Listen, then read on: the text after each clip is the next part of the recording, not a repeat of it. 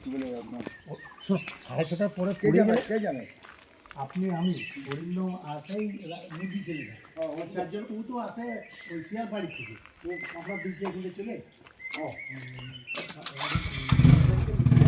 সকালবেলাতেই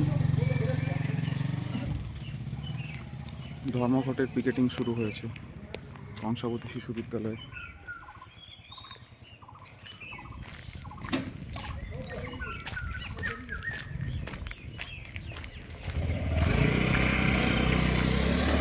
supreme কোর্টের রায়ের পরেও যদি আমাদের ঘুম না ভাঙে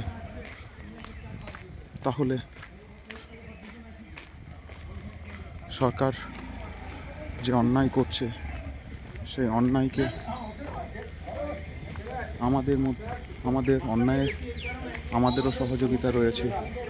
যারা ভাবছেন লড়াইটা ন্যায়ের লড়াই তারা আজকে ধর্মঘটে সামিল হন এবং নিজের পরিচিতদের বলুন। নৈতিক সমর্থন বলে কিছু নেই। হ্যাঁ, ধর্মঘট করব যদি আমি দিয়ে চাই।